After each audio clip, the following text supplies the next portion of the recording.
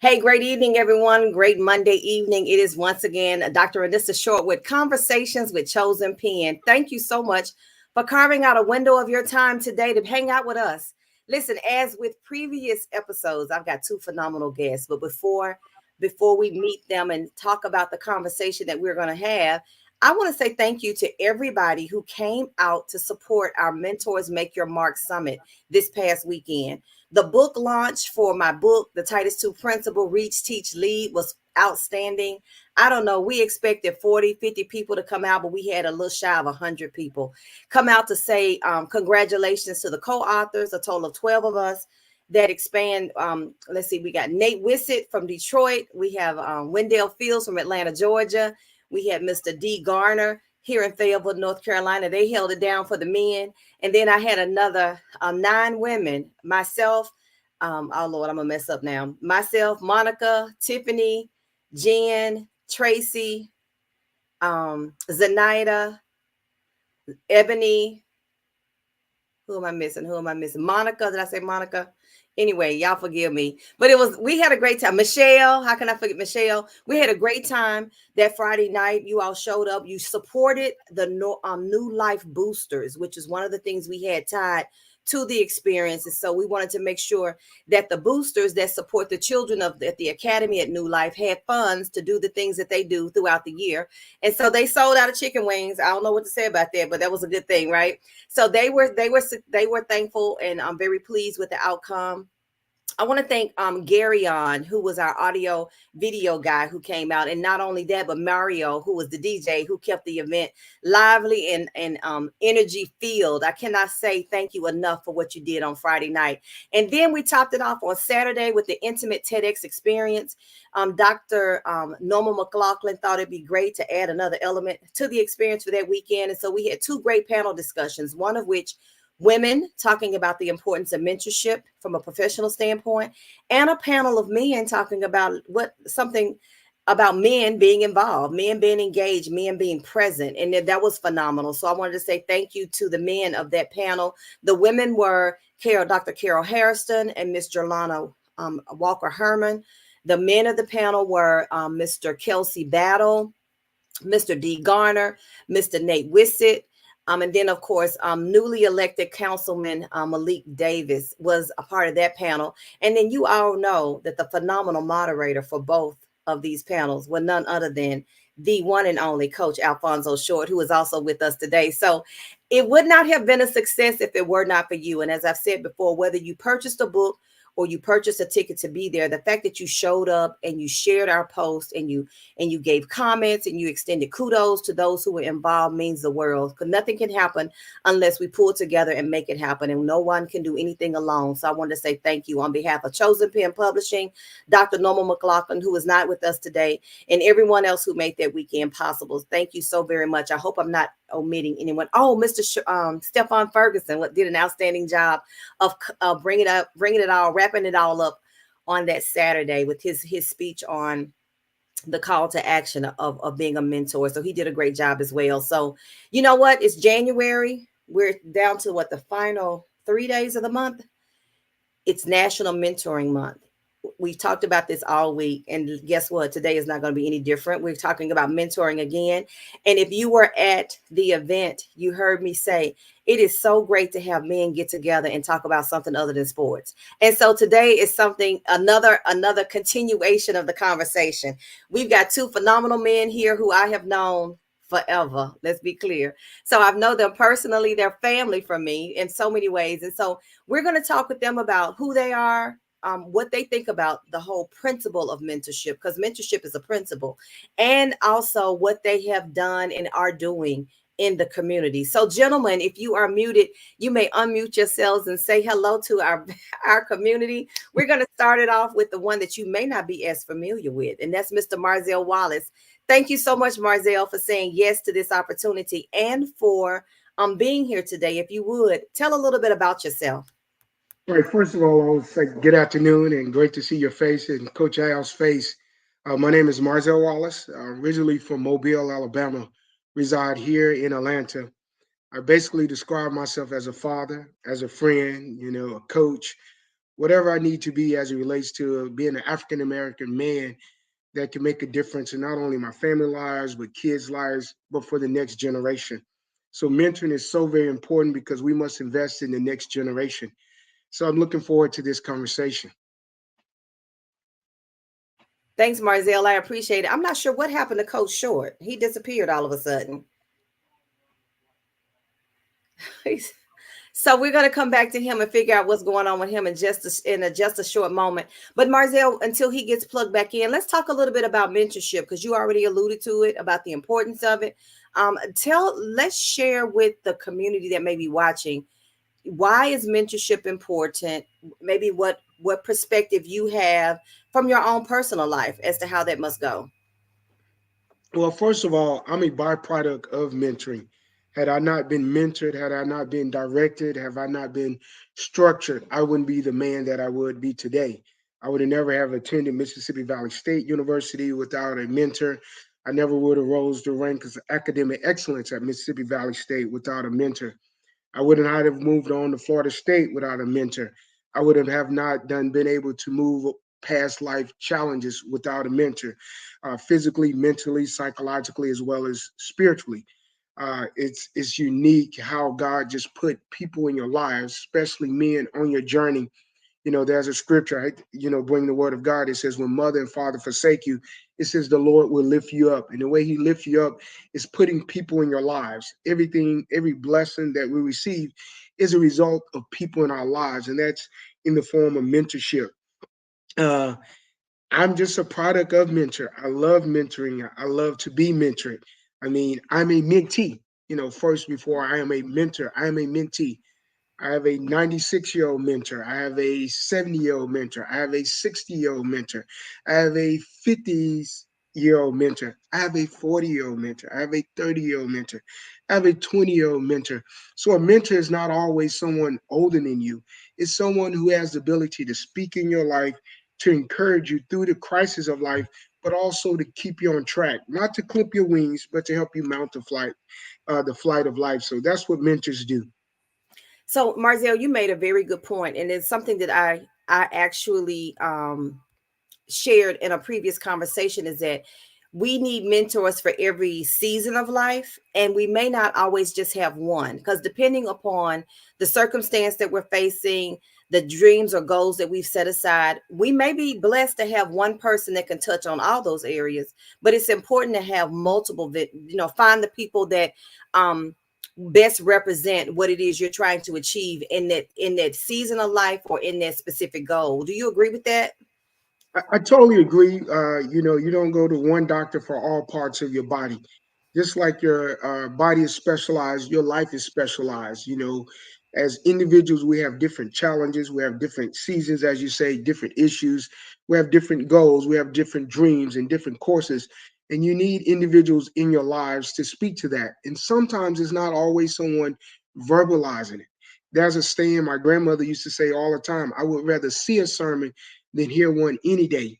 But as a mentee, you must avail yourself to seeing the opportunities and seeing the people that God puts in your life to direct you on that path. So to be a mentee or even a mentor, you must have eyes to see. You must have ears to hear, be clear, and need to have a voice. You need to speak clearly, and you need to have your heart in the right place. The only way you can grow if your heart is in the right place. And one thing about getting your heart in the right place is mentors, people speaking into your life, speaking into those dark moments, speaking into those challenges to put you back on course.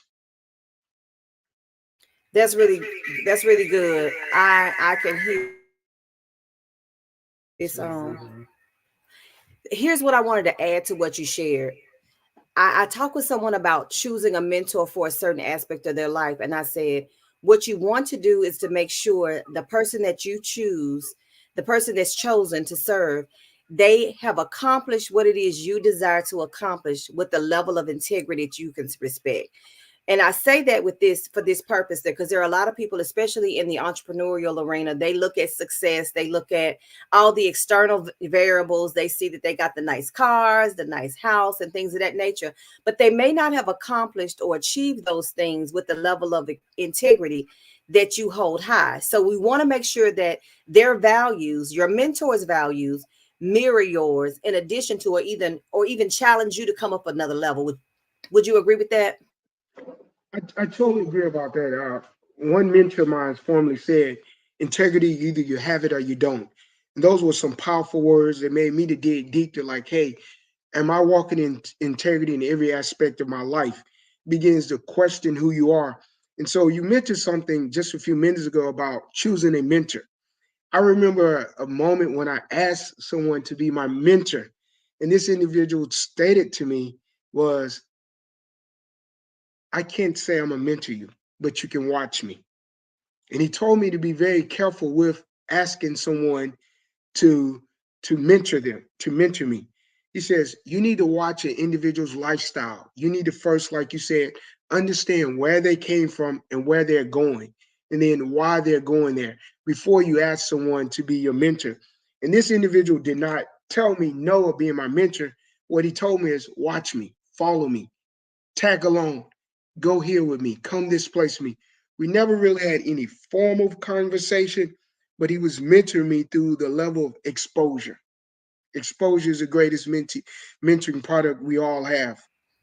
That's good. That's really good. You lead. They lead by example. One of the reasons I wrote the book was with regards to the Titus 2 principle. The subtitle is Reach, Teach, Lead. So you got to reach the person. You teach them either tangibly or intangibly where they can lead, and then you have to be a leader. So what you've just stated to me was you didn't sit around a table and they said do this rather than that, but they said watch me. So by example, they mentored you, and that's a beautiful thing. That is a version of mentoring. It doesn't have to be necessarily hands-on, going through a study guide of the do's and don'ts. It can be just by example. So we have Coach Short here. Coach Short has been engaged in mentoring for years. He had a little technical issue. Welcome back, sir. Let me ask you this. Tell everybody a little bit about you, and let's share what your philosophy is regarding the principle, or the principle of mentorship. You're muted. There you go. Can you hear me now? Yes, we can. Hello to everyone. I'm sorry about the technical difficulties. That's out of my control. In my experience of mentorship in itself, and the personal um, bio, so to say, of myself, is that I've grown up in the city and in the country, so to say. So my grandfather raised me in North Carolina. So he was my first mentor, to my knowledge, of looking up to someone, to watch them, to see the things that they do and don't do, and just watch, as Mr. Marzell said, watching how someone acts, that they really don't have to say anything. Um, and in growing up, I continue to be a part of participating with sports, and you have coaches there who lead and mentor in a way. Uh, in church, you have your church leaders and Sunday school people who are teaching you principles and values. And as a young person, you're just growing up, and you reach a point in life where you start putting, I call it a toolbox together, that you got a lot of this skills and knowledge that you've gained from individuals, and now it's your time to be the spotlight in the stage show, saying that, hey, I have some things that I've learned and I want to share them with others. I've always been an individual that want to see people win. I believe in the win-win situation, and we help each other by sharing and caring about each other. So I played sports. I participated in being a leader, in being a coach in parks and recreation sports, basketball specifically, AAU sports, uh, in learning programs through Fascinate U Museum, which is a museum here in our local area, Fayetteville, North Carolina. I participated for 8 years with them, and 6 of the years I had the opportunity to operate as the president of the board. So therefore, I got to interact with other organizations that were also doing things in mentorship and helping young people mature and grow and be conscious of being using their citizenship to help the community and help the city and help the state and help everyone become better people, being the best that you can be. Thank you so much. Thanks, Coach Short, for that. Let me ask you both a question, because one of the things that I heard and most recently made reference to with regards to our youth, a lot of our young people are getting in trouble. They're preoccupied with the things that they should not be preoccupied with, and especially our young African American men. Someone used the term of endangered species, and they use the analogy that, any other time there's an endangered species, there are mechanisms put in place to protect that particular species of animal or bird or whatever the animal, the species might be, so that they don't become what we call extinct. Now, our young men, especially our young Black men, seem to be, in my opinion, an endangered species. They're getting into a lot of things that maybe they shouldn't be. Would you say that mentorship, or maybe the lack thereof, could be a contributing factor to things not being as well as they could be with that community of children in our society? Mr. Marzell, you go first, and then Coach Short, I'll let you answer.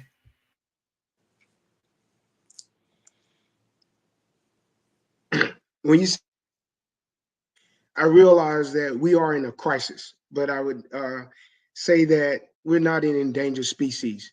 Back in the 90s, they said the same thing to me. We actually wore T-shirts that showed that we're endangered species.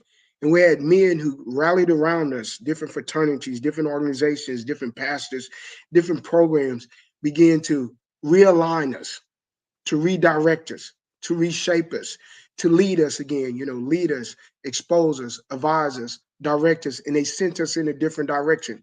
Well, it's time my generation, it's the Shorts generation, we take up arms and we go back and we lead them, we expose them, we advise them, we direct them and send them. And that's the only way that our Black men, young Black men, will be put back on the right path. We just need to re-expose them, show them that, remind them of who they are, the king that they're inside. And then one of the real challenges is the absence of the male figure in the community. That is the real challenge that's going on. Also, there have been some pandemics that have really hurt us as a society, as a culture. And so we need to get from behind the fear and get back to uh, getting back to the agenda at hand, reaching each one, teaching each one, exposing. We need to get back to that. So, endangered species, I don't think so, but I do realize that we are in a crisis. Okay, I love your perspective. I can receive that. Coach Short, what about you? What do you think? Yes, I will just expound on what Mr. Marzell has said. There are great organizations that's helping bridge the gap, so to say. The comments that you heard comes from a writing that I had, a call for Kingdom Rescue, which I made that analogy 15 years ago at least, and I did use that as an endangered species and environment where I operated from. As Mr. Marzell said, we have mechanisms in place. We just have to show ourselves present. And now in maturing in my scope of things also, and not rejecting or taking back my comment, is that I've reached a point to look at it because I've had an opportunity to work in some after school programs more recently in the past year and a half during my retirement. And I'm now working also in the Cumberland County school system here with elementary children. And I my analysis now is we're bruised, but we're not broken. So we can heal, but we can't heal on our own. It takes the community. I'll say again, and you've heard this, and it's also been said many times, it takes a village to raise a child. It also takes a village to raise a village. So everybody has a part to play in this absentee of men, in this distorted definition of what manhood is in itself, uh, full of egotism and testosterone and things. And that's our biological makeup. But what we need is the essence of what everyone needs in this world is love. And we learn how to love one another on how we help each other and how we treat each other. So once we can get things put in alignment where we can communicate, because the bridge is burning, it's not burned down yet, but the language, a foreign language that we're speaking in these generations that Mr. Marzell spoke of, sometimes it's very difficult. I'm 60 years old. I'm a grandfather to a young person. Mr. Marzell is a few years younger than me. He's a father and an uncle in the sight of trying to mentor someone. So we have to find a way that all of us can communicate at the levels where we are to bring it back to the younger generation. They're the future. They need the batons that we can pass to them and they can run with, and they can run safely, they can run with confidence, and they can run with the idea that they are making it better again for the next generation, so that we can continue to start a legacy with men. And I'm not excluding any ethnicity or anything, but we have a problem in our community, African American and those of other minorities. I am African American, and I do not regret having a focus on my people, but we do have to do something in our community so that we can not only build communities, we can build young men who are ready to start their families, and they have a fair chance and an equitable ground to stand on to do it. Excellent. Both of you all spoke very well. Concern. I mean, we could go on and on and on, but we only have a 30-minute show. Okay, we could go on. We may have to have a part two. We may have to have a part two, and we may have to add a few more voices. One of the things I will here confirm or either parallel what you said is the importance of having male figures in the lives of male boys, male men, men standing not perfect, but in a righteous manner, not perfect, but being there to show that you matter. We are here for you. Let me show you how to do it. Let me show you the better options, the better choices, so they'll have half a chance. And to also remind them of the value that they have and the gifts they have on the inside of them. Does not take away from the outstanding job that moms are doing. But the truth of the matter is that it was, the creation was set up to have a male and a female in the home with the nurturing of the children. So both parties play a very important role. And especially women cannot show boys how to be men. They need to have men in their lives. Anything you want to add to that, Mr. Wallace? Well, the main thing you hit it, presence. We must be present. You know, I know there are a lot of alarming statistics, but I wouldn't say they're alarming. They're really redirecting us, getting our focus. A lot has changed in our society, advancement in technology, our educational system has changed. And if we study our history correctly, when things change, we as a people, we rose up. You know, we made the adjustments. Our history shows you that the African American community has always provided for their community. Coming out of slavery, Reconstruction, the 60s, I can go on and on of where we stepped up and made the difference. So there will not be anything different for this next generation. I think our eyes, the media, has not done a great job of portraying things as they properly should be. But it's our job as being presence to reshape their thinking, to reshape that mindset, and also to remove the stigma that our young men are receiving from at home, at school, or even in their environment. So presence will make the difference. I love it. I love it. Let's talk about presence again. There are various ways one can be present in the lives of children. You both have alluded to it, the importance of having family be engaged. You know, you have the single parents in your family. You can be present that way, being active in your local church or synagogue or whatever your faith is, being present in that sense. Coach Short has taken a grassroots approach since retirement and just simply being present by volunteering at the local schools. Coach Short, if you would share a little more about that, because that's something everybody could do if possible. Yes, I was working in an after-school program that was outside of our city and county, and it ended. So the next thing for me to do was to find out what to do next. And my wife, Miss Anissa, said, check with the school system. I've talked with a few people and they need some males. We sat, she put my paperwork in for me, and within 3 days, they were like, where do you want to go to school? So I'm working with third, fourth, and fifth grade boys, exclusively boys. And in one elementary school at this time, and I'm scheduled to work with three as they get their self prepared for me. But I'm basically doing things of self-awareness, life skills with them to talk about their self-awareness and self-esteem, their self-care essentials of how they take care of themselves as young people. And my greatest goal is that we build social and emotional relationships of how they deal with each other, how they deal with family, how they deal with authority, how they deal with their teachers. And that will then give them a focus to feel like, as Mr. Marzell said, it more or less a self-identity positive, where then hopefully that would change and we see that in their academic achievements and what they're doing.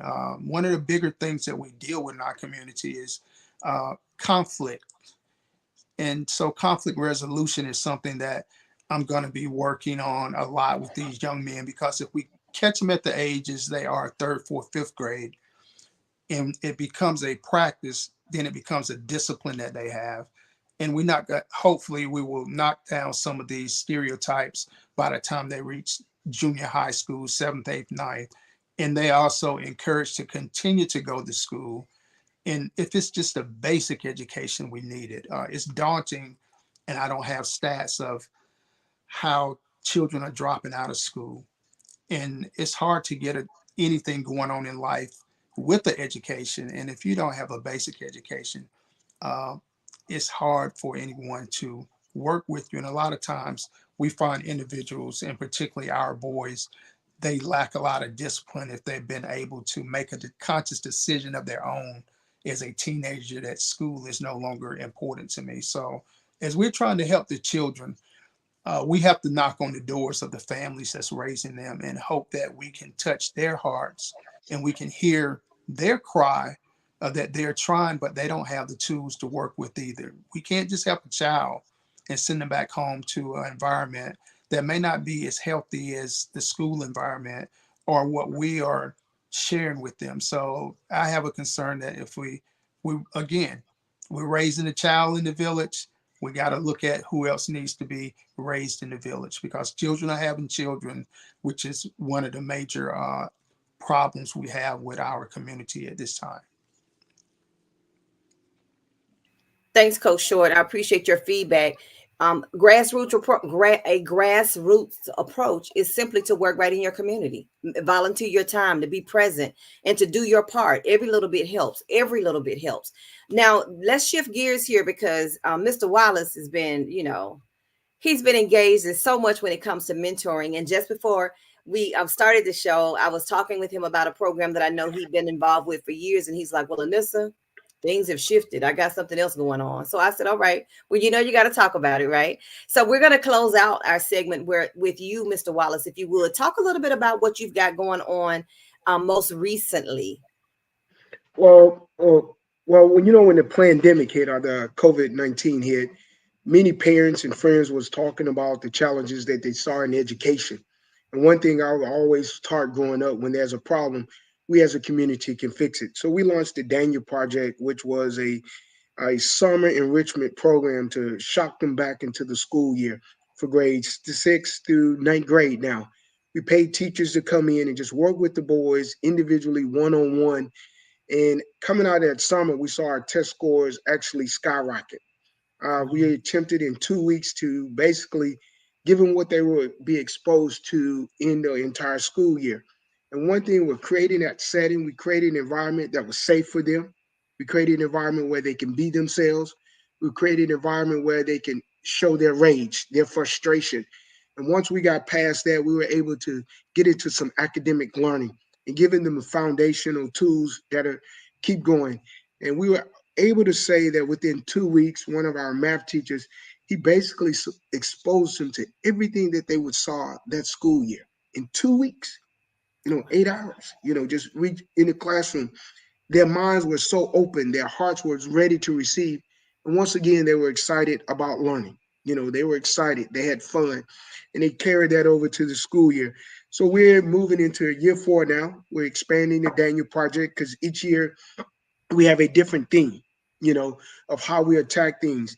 One, I was just recently alerted to one of the statistics about us academically.